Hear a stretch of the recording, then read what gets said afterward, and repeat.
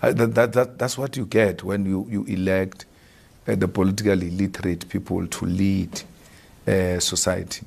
A lot of people make stupid mistakes and say we need a business person to be a president of South Africa.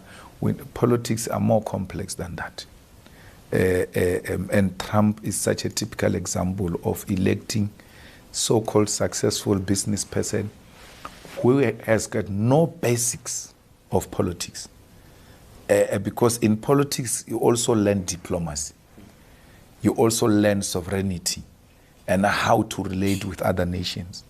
So he has not just verbalized his political illiteracy. He has practicalized it. How do you become acting president of Venezuela? In all respect, it will never happen. And he knows it. There will be a permanent instability in that country because those people are going to fight for their self-determination. They're not going to allow that. Everywhere they went to Afghanistan, they destabilized that country. They went to Libya, they destabilized that country.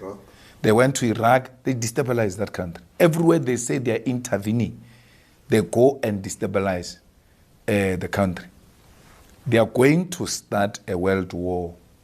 But I don't think he has politically internalized and discussed it and take a deliberate decision to start a world war. He doesn't even know how a world war get to be started. I think he's unwittingly going to start a world war because he's going to tamper with interest of a lot of nations. And they're not going to sit back. They're going to respond. And the art of war teaches you that you can't open so many battlefronts. Yes, yes. You can't be fighting everyone and expect to win. And then become worse. Start fighting even your own inside.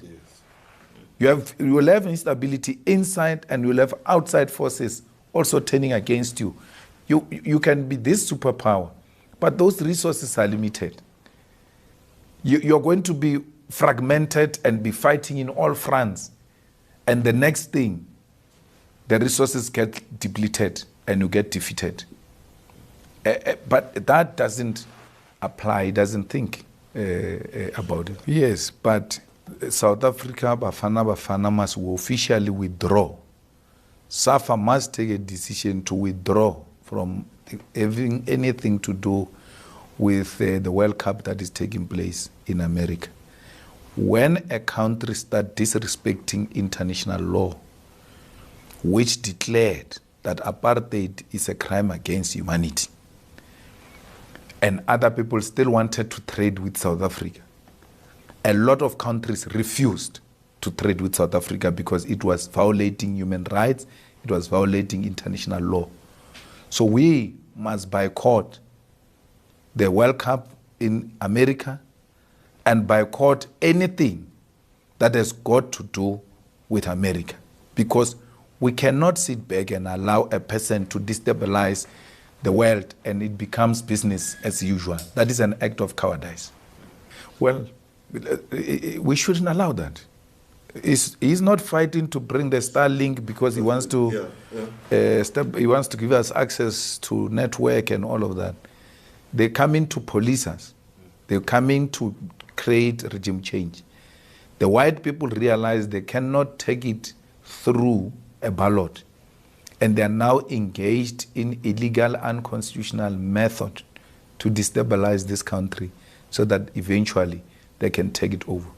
We've got a lot of strategic minerals that are needed by America and everybody else, including Elon Musk, who is involved in business. And therefore, the government that is serving today, it is not serving in their best interest. They will never cooperate with that government. If anything, they're going to try and collapse that government.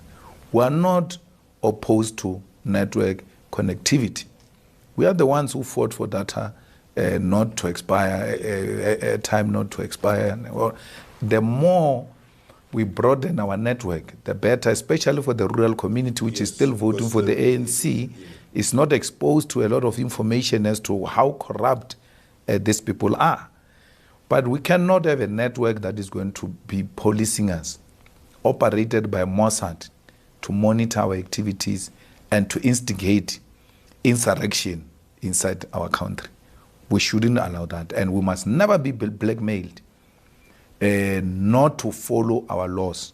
Our laws are not racist or are not discriminatory. Are simply saying, let's pull those ones who are left behind to come and be at the same level with us. The BEE is not going to be a permanent feature. We're just using it as an intervening method to address the historical imbalances. Yes.